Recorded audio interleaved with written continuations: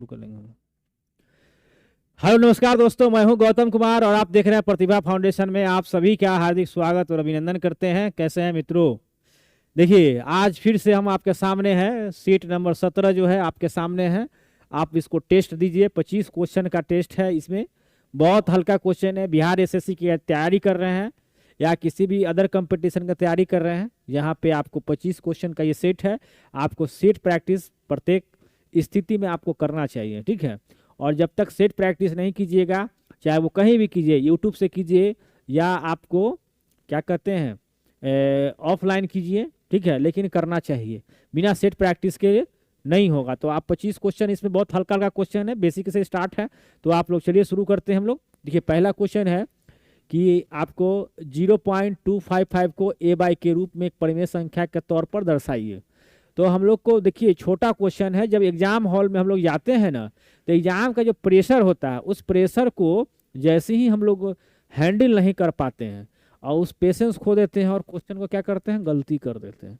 और इसका परिणाम क्या होता है कि हमको एग्जाम में रिजल्ट नहीं आता है और 1 नंबर 2 नंबर 4 नंबर 5 नंबर से पीछे रह जाते हैं।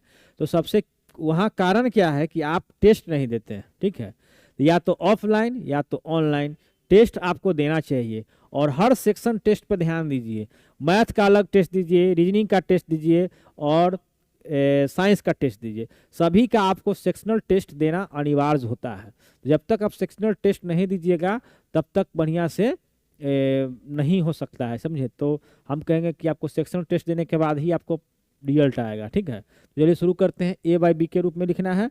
तो देखिए, बहुत हल्का क्वेश्चन है। तो 0.255 है, ठीक है। तो हम लोग क्या कर, दशमलव के बाद 3 अंक है तो 3 को शून्य दे देंगे। शून्य दे दिए, कोई दिक्कत।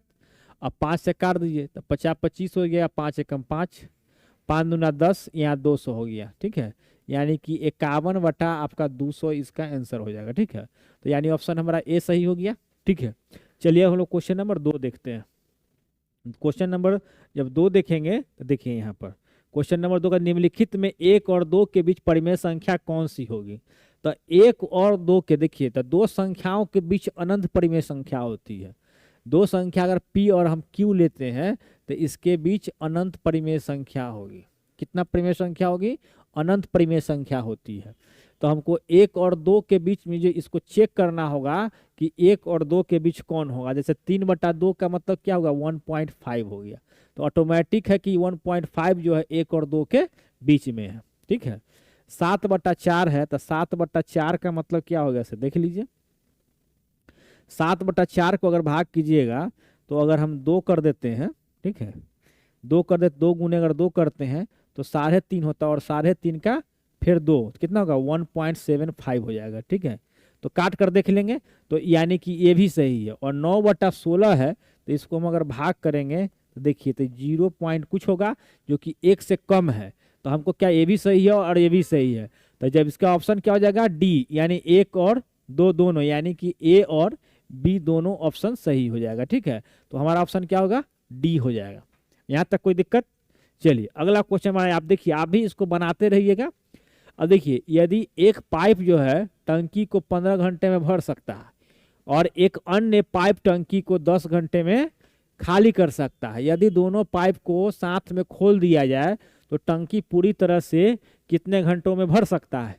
ये टाइम एंड वर्क को चैप्टर का क्वेश्चन है। तो देखिए, ए जो है 15 घंटों में भर सकता है और बी 10 घंटे में खाली कर सकता है। तो 15 10 का हम क्या लेंगे, एलसीएम लेंगे तो 60 होगा। तो 15 चूका 60, 10 छक 60, तब माइनस कर देंगे। 60 में से 6 में चल जाएगा 2, यानी कि 30, यानी कि 30 घंटा में खाली कर देगा। तो ऑप्शन नंबर क्या हो जाएगा, सी। चलिए क्वेश्चन नंबर 4 बनाइए। बहुत हल्का क्वेश्चन है लेकिन आप इसको घबरा जाइएगा, एग्जाम हॉल में यही क्वेश्चन देगा तो आप उस समय सोचिएगा कि क्या फार्मूला लगाए लगाए लगाए लगाए, ठीक है। तो एग्जाम में छोटा छोटा क्वेश्चन को सॉल्व करके ही शुरू कीजिए, ठीक है। तो एक हॉल 14 मीटर लंबा, 12 मीटर चौड़ा और 8 मीटर चौड़ा है, इसके विकर्ण की लंबाई क्या होगी। तो देखिए, ये घनाभ, ये जो है हॉल कैसा होगा, घनाभ का आकार का होगा, घनाभ का आकार का होगा। और घनाभ का विकर्ण क्या होता है, लंबाई का स्क्वायर, चौड़ाई का स्क्वायर और ऊंचाई का स्क्वायर, ठीक है। तो लंबाई कितना है हमारे पास 14 मीटर है, आई कितना है 12 का स्क्वायर और इधर 8 का स्क्वायर। जब कीजिएगा तो 14 का स्क्वायर 196 हो जाएगा, 12 का स्क्वायर 144 हो जाएगा और 8 का स्क्वायर कितना हो जाएगा 64 हो जाएगा। ठीक है, तो 6 4 10, 10 4 14 के 4 लिखेंगे और हासिल 1 लिखेंगे। ठीक है, तो 6 1 7, 7 4 11, 11 और 9 20 के 0 हो जाएगा और हाथ में 2 आ जाएगा, तो 1 1 2 और 2 4 हो जाएगा, यानी कि 404। अब 404 है तो इसको हम लोग क्या कर सकते हैं, 4 गुने 101 लिख सकते हैं। तो 4 का वर्गमूल 2 होता है और 101 का क्या रहेगा, रूट में रह जाएगा। तो हमारे पास क्या हो जाएगा 2 रूट 101 मीटर आंसर। ठीक है, चलिए अब आप सब क्वेश्चन नंबर हम नेक्स्ट देखते हैं। एक चुनाव में केवल 2 उम्मीदवार जो है अजिताभ जो है और अमिताभ है। अजिताभ को 59% और 1400 वोटों के अंतर से जीत मिली, तो कुल वोटों की संख्या कितना है। तो देखिए इसको क्वेश्चन का पोस्टमार्टम करते हैं हम लोग। देखिए तो यहाँ 100% है। ठीक है, तो अजिताभ जो है, अजिताभ हम लिख लेते हैं शॉर्ट में, और यहाँ क्या है अमिताभ है। तो अजिताभ को 59% वोट मिला। ठीक है, और ये कितना से जीता है 14,400 से। तो 59% जब इसको मिला तो इसको कितना मिला होगा, इसको मिला होगा 41% मिला होगा। ठीक है, और इसके बीच में डिफरेंस कितना का, डिफरेंस जो है आपको 18 का डिफरेंस है। ठीक है, 18 का डिफरेंस है प्रतिशत में, तो 18 और मत में कितना इसको ज़्यादा मिला था 14,400, यानी 18% बराबर 14,400। ठीक है, तब हमको निकालना क्या कहता है, कुल वोटों की संख्या बताना है, यानी कि हमको बताना है 100% बराबर। तो 100% बराबर तो 18 8 44 से 800, और इस 800 में हमको 100 से मल्टीपल कर देंगे तो कितना हो जाएगा, यही हो जाएगा 8,000। ठीक है, 8,000। ठीक है, 80,000 हो जाएगा, यानी ऑप्शन नंबर ए, 5 का ए। चलिए हम लोग अगला क्वेश्चन है। देखिए बिंदु जो 8 सी तथा 4 3 के बीच की दूरी 5 है, तो आपका सी का मान बताना। देखिए ये डिस्टेंस फार्मूला से क्लास 10th में ये इस टाइप का क्वेश्चन पूछे जाते हैं। तो डिस्टेंस फार्मूला क्या होता है, मान लेते हैं कि पी का है x1 और y1 और q का जो है आपको x2 और y2 है।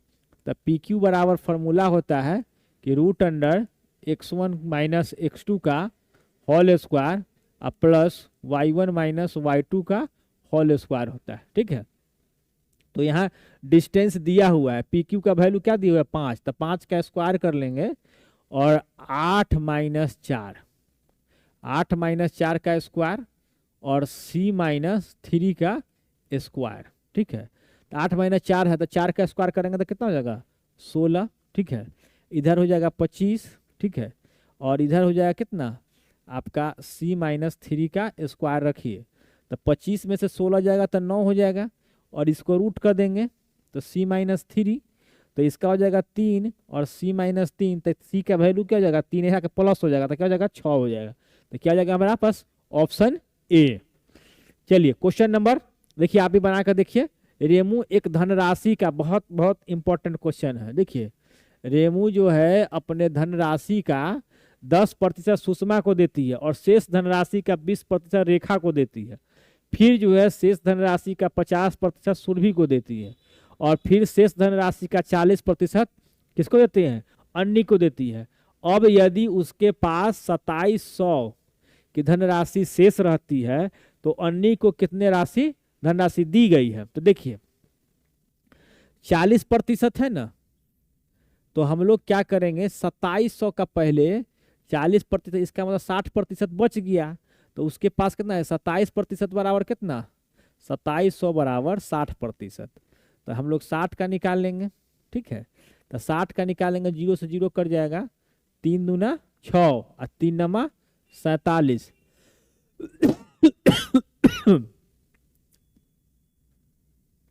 देखिए यानी कि 60% बराबर 2700।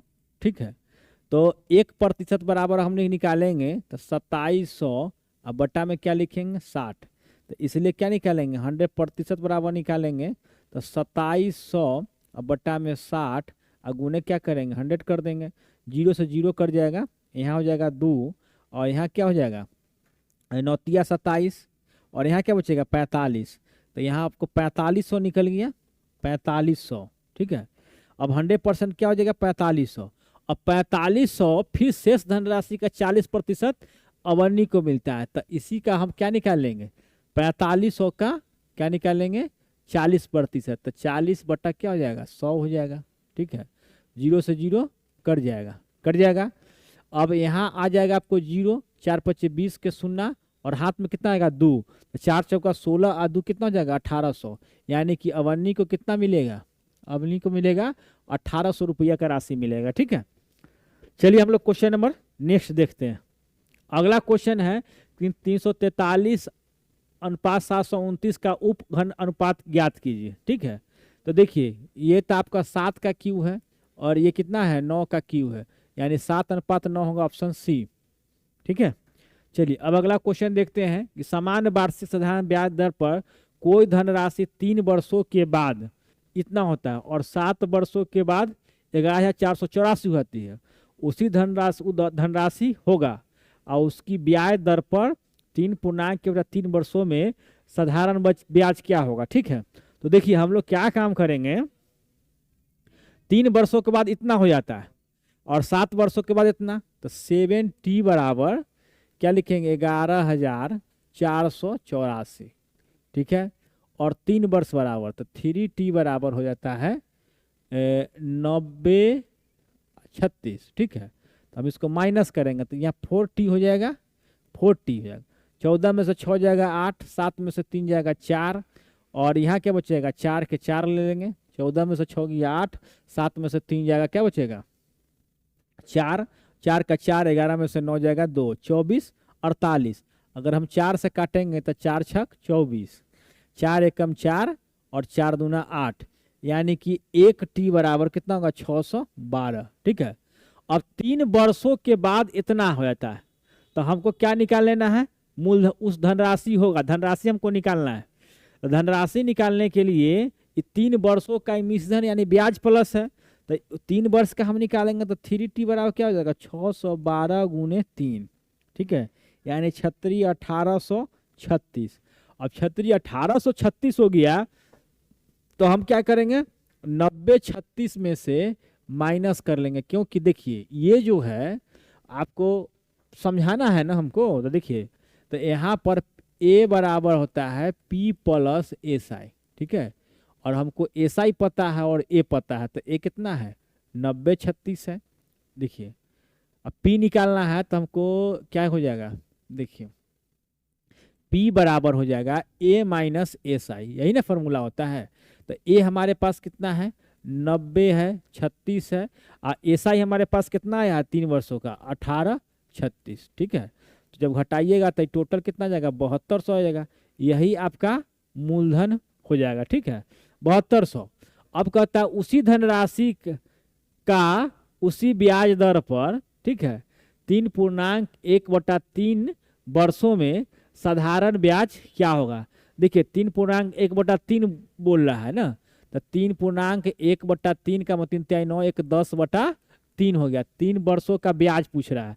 तो देखिए तो हमको 1 वर्ष का ब्याज 612 रुपया पता है। ठीक है, तो 612 में 10/3 से अगर हम गुना कर देते हैं तो हमारा देखिए 3 दूना 6 हो जाएगा और 3 चौका 12 हो जाएगा, गुना कर देंगे तो 2040 जो है इसका 3 वर्षों का SI निकल जाएगा, तो 2040 का ऑप्शन नंबर डी हो जाएगा। ठीक है, चलिए हम लोग क्वेश्चन नंबर आगे करते हैं। पाइप ए और बी एक पूरे भरे हुए टैंक को क्रमशः 20 घंटे और 30 घंटे में खाली कर सकते हैं। ठीक है, जबकि अकेले पाइप सी खाली टैंकी को 8 घंटे में भर सकता है। पाइप ए बी सी और एक साथ खोले जाते हैं तो टैंक के 75% भाग भर जाएगा। ठीक है, ये देखो तो इस टाइप में मिस्टेक नहीं ना, देखो तो देखिए पाइप ए और बी एक पूरे भरे हुए टैंक को 20 घंटे, देखिए ए और बी ये 20 घंटा में और 30 घंटे में खाली कर सकते हैं, जबकि अकेले सी जो है खाली टैंकी को 8 घंटे में भर सकता है। तो पाइप ए बी सी साथ खोले जाते हैं तो टैंक के जो है 75% भाग भर जाएगा। अब कितना घंटों में भर जाएगा यही चीज आपको पूछ रहा है, ठीक है। तो हम क्या करते हैं, सी का भी साथ में कर देते हैं, ई 8 घंटे। तो 20 और 30 का जो है,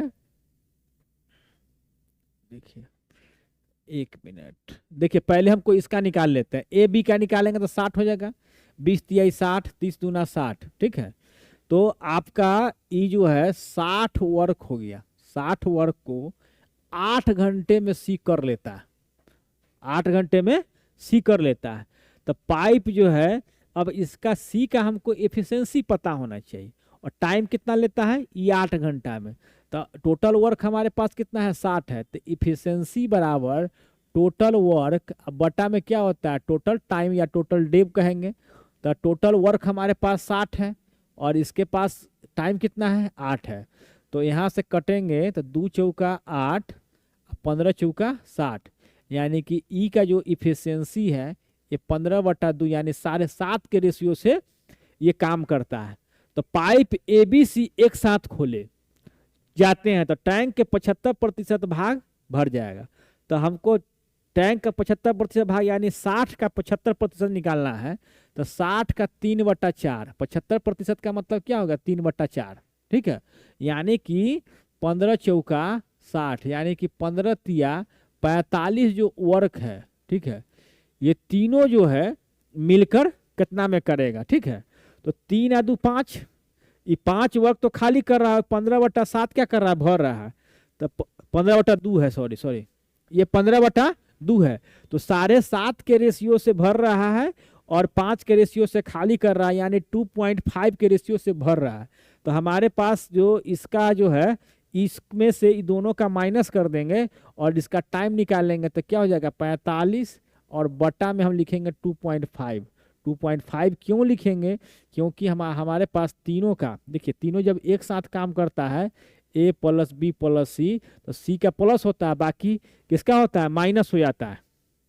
इसका क्या होता है सी का माइनस होता है। तो हम लोग इसको लिखेंगे, क्या लिखेंगे, ए बी सी का वर्क निकालना है ना। तो हम क्या काम करते हैं 45 अब बटा में क्या काम करेंगे, किसका देंगे आपका 2.5 देंगे। 2.5 से अगर हम भाग करते हैं तो ये हमारा टोटल जो है निकल जाएगा, टाइम निकल जाएगा, टाइम निकल जाएगा, टोटल टाइम निकल जाएगा, ठीक है। तो दशमलव हटाएंगे तो ऊपर 10 हो जाएगा, ठीक है। 5 दूना 10 और 50 25 और 5 45, यानी कि 9 दूना 18 घंटे में इसको कंप्लीट कर लेगा, यानी ऑप्शन क्या हो जाएगा बी। चलिए हम लोग क्वेश्चन नंबर अगला देखते हैं।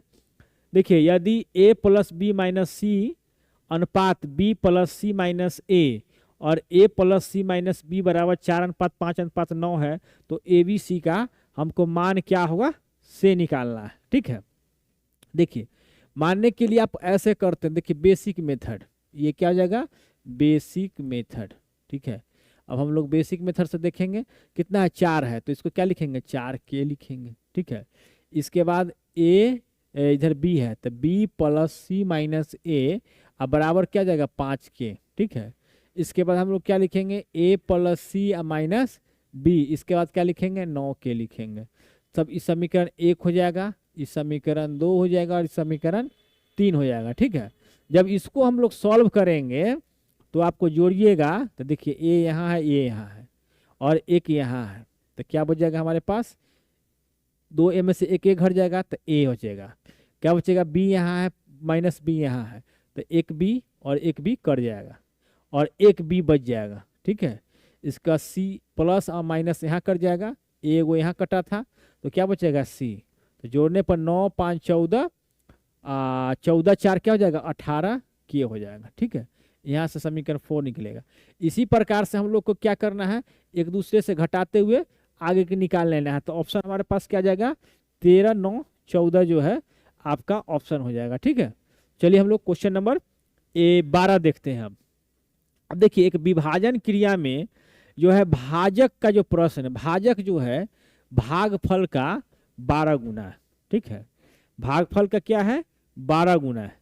तो हम लोग क्या करेंगे यहाँ पर मानेंगे कि भागफल को हम मान लेते हैं कि x है, ठीक है। तो भाजक कितना हो जाएगा देखिए भाजक हो जाएगा 12 से गुना करेंगे तो क्या हो जाएगा 12x हो जाएगा। और शेषफल का 6 गुना है, शेषफल का 6, और शेषफल हमारे पास क्या दिया हुआ 42 दिया हुआ है। तो भाजक जो हो जाएगा आपको शेषफल का 6 गुना, यानी कि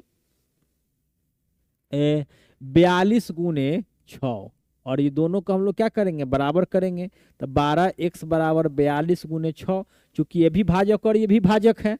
तब देखिए काटिएगा तो 6 दूना 12 हो जाएगा, फिर 21 दूना 42, तो x का जो वैल्यू है 21 है। तो देखिए भागफल पता है, भाजक पता है, और हमको पास शेषफल भी पता है। और शेषफल हमारे पास कितना है, शेषफल आपको 42 दिया हुआ है प्रश्न में। तो हमको हमारे पास फॉर्मूला क्या होता है, देखिए भाज्य बराबर होता है भाजक गुने भागफल, भाजक गुने भागफल, और प्लस में हम लोग क्या लिखते हैं, शेष लिखते हैं। यहाँ तक कोई दिक्कत? तो भाजक गुने भागफल प्लस शेष, तो भाजक हमारे पास कितना आ गया है, देखिए भाजक तो 12x है, तो यहाँ 12x लिखेंगे, ठीक है।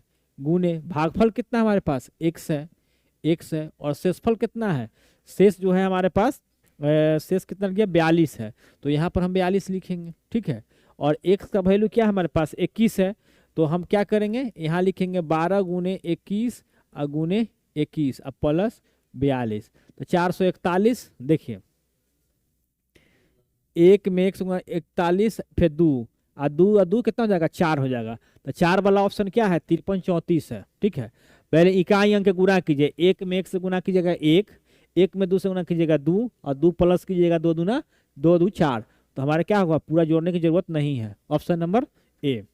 चलिए अगला क्वेश्चन है कि 12 संख्याओं का औसत 9 है, यदि प्रत्येक संख्या को 2 से गुना किया जाए और 3 जोड़ा जाए तो संख्याओं का नए सेट का औसत क्या होगा। देखिए औसत 9 है, तो 2 से गुना किया जाए तो इसका औसत क्या होगा 2 गुने 9 बढ़ जाएगा, तो कितना हो जाएगा 18, और 3 जोड़ा जाए तो औसत में उतना ही संख्या बढ़ जाता है, तो 18 प्लस 3 कितना होगा 21 हो जाएगा, ठीक है। जब भी आपको कोई भी औसत से गुना किया जाता है या जोड़ा जाता है तो औसत में उतना ही संख्या बढ़ जाता है। जैसे कि औसत अगर हमारे पास x है, अगर हम 3 से गुना कर दिए हैं तो 3x हो जाएगा इसका औसत। अगर जोड़ दिए 3 जोड़ रहे हैं प्रत्येक संख्या में तो 3 जुड़ जाएगा, ठीक है। या कोई भी संख्या जोड़ते हैं या घटाते हैं तो उतना औसत में जुड़ जाता है या घट जाता है या गुना हो जाता है या डिवाइड हो जाता है, ठीक है। तो इस तरह हमारे पास कितना जाएगा ऑप्शन नंबर सी। चलिए 14 देखते हैं। समीकरण x स्क्वायर माइनस 28 के मूलों का योग बताना है, ठीक है। तो देखिए तो इसके x के स्क्वायर के बगल में 1 है, b कितना हो जाएगा -3 हो जाएगा, c कितना हो जाएगा -28 हो जाएगा। तो मूलों का योग जो होता है alpha plus beta minus b बटा a होता है।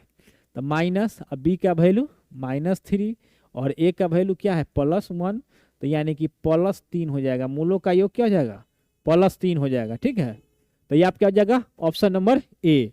अब अगर हमको मूलों का गुणनफल पूछता तो क्या होता है c/a, तो c/a तो -28 बटा 1 मतलब -28 हो जाता है, ठीक है।